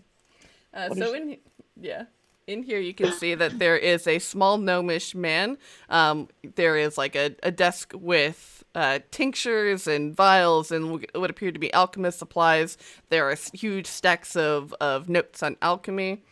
You can recognize on one piece of like letterhead that says that you recognize as the name of the alchemist supply store that was next to the stationery store. All right. And okay, and then she pops out and she just kind of goes, "He's just a dude sleeping. I think he's an alchemist." So she points to the other door. And so you can head in there, and you can see that this is Nice joke. this is a room. Where you can see that this individual is sitting and scrolling a letter at a desk. They're this very large, dark old man, and you can see that like they are clearly some very powerful fighter. They appear like you can see that there is like smithing materials that are laid off to one side. You can probably like a captain of the arms or something. Okay, and there's not stairs in this in the room or anything leading up or anything. This appears to be like the top floor. Okay, she pulls her head back out and she goes, "This guy's like probably in charge of the guards and stuff." So. Hey, Six Killer, wrong. Go downstairs. Wait, and Sage, you said this is most likely the top floor? Yeah, you can see like you just saw the stairs ended here at this floor, and then like just above in both rooms you just see ceiling. So. Marrowmorn's just gonna float to the top and stick her head through the ceiling really fast. Yeah, you can go whoop, and yeah, look, and it's just like the pointed tower of like the pointed roof of like a spire that you see. Okay, no treasure chests or anything extra. Okay. No. Okay. Cool. No hidden waterfalls. Sorry. Cool. She pops back down. Probably a dead rat or two. Yeah. Yeah. She becomes corporeal and full of color again, and goes, "All right, nothing there. Let's go. Okay. Let's go." Yeah. So you can Maybe head. they do have the maidens in the basement. Sorry, go ahead. So you all can head back down the stairs, and you just see that there is the one door that you haven't gone through that is leading out of this bottom floor of this tower. And as you can all head out there, it leads into a courtyard where all of these ghouls, you can see that, it leads into this like training courtyard basically, where you see that there are these 2 large undead dogs who are just sort of prowling around and sniffing about. Shit. You see that there is, across the courtyard, you see that there is a door heading into the sort of main structure of this fortress. There are 2 of them across the courtyard.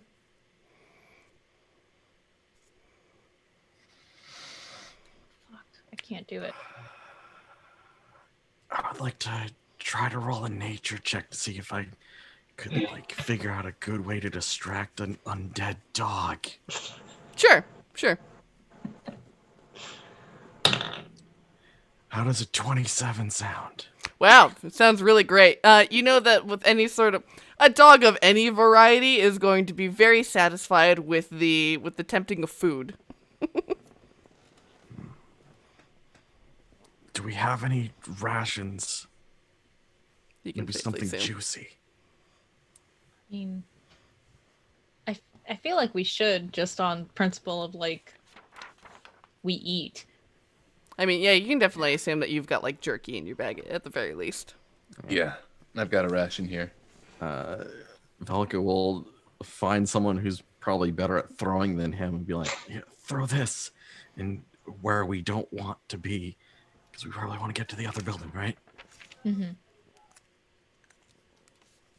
All right. Let's chuck a Hail Mary. All right. Probably gonna be LuVon, yeah. LuVon, you can like huck a piece of this jerky across. Make a performance check. Performance. All right. A dex-based performance. Ooh. Okay, so that would be about a 14. All right, yeah, that's definitely good enough. And as you like huck it over, and the dogs like catch the whiff of meat, and you can get it away from the door so that you all can like run real quick and scurry across. Scooby-Doo run across. There are 2 doors on this wall. Would you like to go on the one on the left or the one on the right? Already made a choice. Someone else make a choice. I made a choice. It was wrong. Stella, you're up. Oh, what? Left Which or right? one looks like it's sturdier make? The one on the left looks like a much more impressive door. Okay, let's go to the right. So you head into the door onto the right. It appears to, just a very basic wooden door. This leads into a set of 2 kitchens where you see that a human Darkle who is dressed in the chef getup is you see that there are these large pots and they're going around and they're like making meals for the day. You see that there are like some zombie hands clawing out of one pot that they like bang and like stuff back into the pot, and they're throwing raw meat into that pot, and then you see him go, oh shit, and like put it into a different pot. There are some zombie helpers who are like slowly and very monotonously chopping vegetables. In this room you can see that there are 2 doors, one straight across the room and one off to the right. The one, yeah. Yeah. And that is our first 10 minutes. Okay. 6 color, which one do we want? Go back out. Go back other door. All right.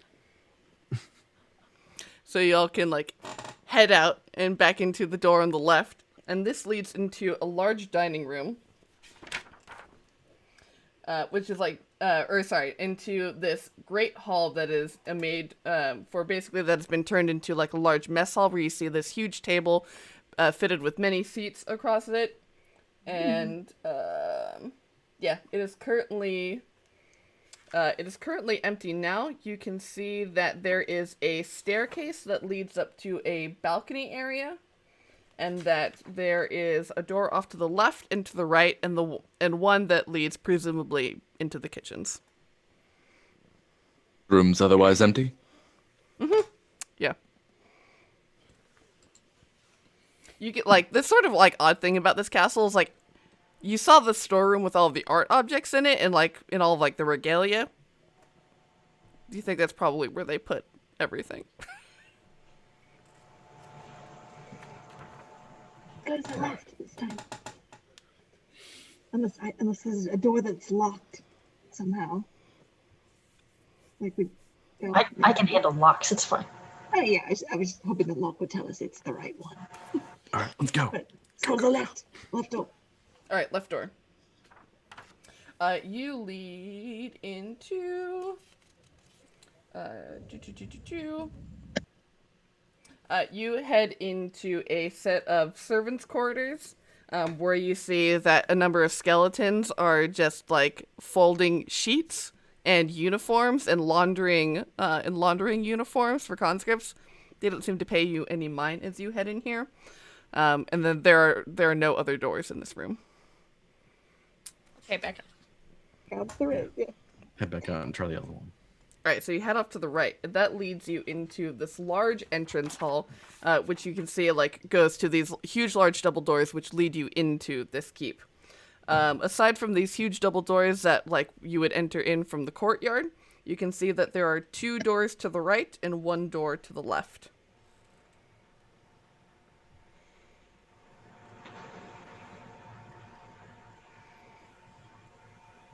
To the left. Yeah, why not? I know To the left, it's to the hard. left.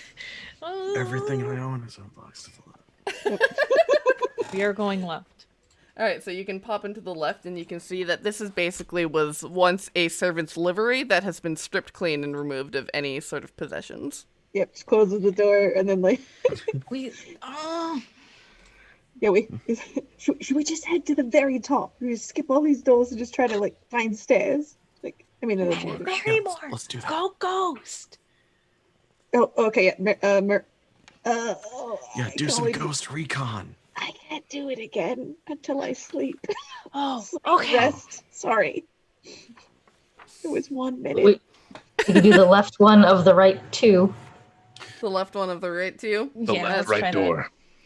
So you can head into there, and you see that this is a guard's room where you can see that there are a number of sleeping conscripts who are snoring loudly. Okay. Other door. You see that Just start there opening these doors at the same time. There's more than one of us. Yeah. We have to Scooby-Doo this at this time. Come on. Yeah. as you open up this other one, you see that there are a set of stone steps that lead downward. We head down. We head down. We try. Very cool. As you head down into here, you see that it leads you into this freezing cold room where hanging up on meat hooks you see are individuals of a variety of species who have been gutted and are curing within this refrigerated room. You see that there Stella's stomach growls uncontrollably. kind of echoes throughout the room. Sorry. You see that there is a door across the room leading off somewhere. We run to it. Yeah. You all... I mean, we sideways silently shuffle. Yeah. Very calmly, quietly. You all head into here, and you immediately see, as I'm skipping through my notes. Oh my god, so many rooms. Oh my I'm God, glad all of us are stressed. You see, this door leads into a large chapel hung with drapes of red velvet. A blood-stained stone altar stands on a dais on the eastern end of the chamber. A deathly pale human woman dressed in rags is tied to an altar. A raven-haired priestess in a crimson dress stands over the woman on the altar, a barbed spear held held high above her head. She chants blasphemous prayers as she sways beside the altar, and the ochre skull hanging from her neck glows with dark magic. 3 sinister figures watch attentively, a tall warrior dressed in black plate armor and wearing a silver mask in the shape of a grinning skull. A Darkhold dressed in hooded black robes, and a Ghoul dressed in a black velvet doublet and hose. Black candles burn in candelabras hanging from the ceiling, filling the room with flickering shadows and a spicy scent. As the door opens, the priestess plunges her spear into the sacrifice victim's heart, killing the woman instantly. But you all have found the correct room, so I will stop my timer. Yes. And now- Marrowmorn looks around. She's like, "There's so much detail in this room. This must be it."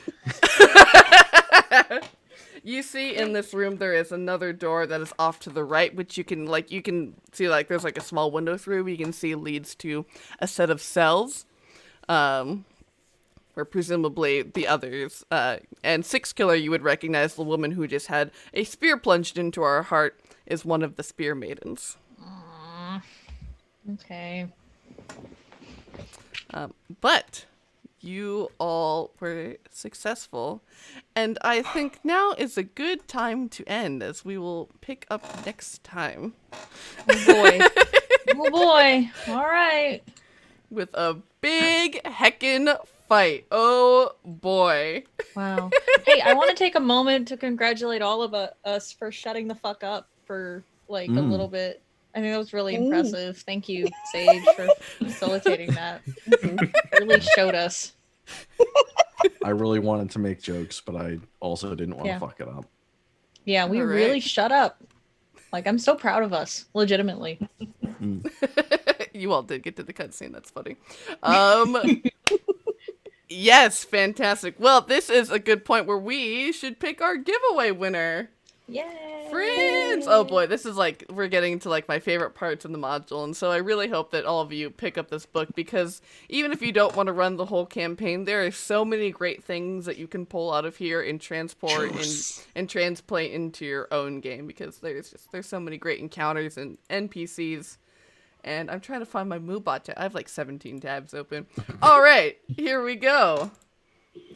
We have Chav Hunter 86. If you are still here with us in the chat, type !claim to claim your Roll20 VTT bundle. Congratulations, Chav Hunter. You have hunted the right Chav. Congratulations. You've been successful in your Chav hunting. Way to go. The 85 before you were not as good as you. Yep. Yes, this has been a great time, and I am very excited that we are getting to the meaty parts of this module. And yeah, thank you all for being here. Thank you, Megan, so much for deciding to guest and play a couple games with us. Thank you. Yes, and I have been your storyteller this evening, Sage. And I've been the Willy Boo at the Willy Boo, fun posting online and having a good time. And also, my dog is losing her mind, but other than that, we kept it together. I'm Riana. You can find me at DIY Ferret on like everything. I'm always super happy to play this game. It's the highlight of my week, to be honest. Everything. So, thank you, everybody. I'm always. I'm Matt. You can find me on Twitter at KentaroTPC and at Curse of Lords, which is my actual play podcast, which is coming to a very slow end very soon. And yeah, I love being here. This is definitely the highlight of my week as well. And I'm glad that I survived the pre-session to be able to play. The screener. Yeah. I've been Marrowmorn. My name is Jen Vaughn. You can find me at the Jenya on Twitter and Instagram, or over at my family-friendly all-fem D&D podcast, D20 James. We just posted a season 1 recap, and then we'll be posting season 2 and season 3, so you can get caught up. Jump into season 4 with us. Be fresh. Be caught up.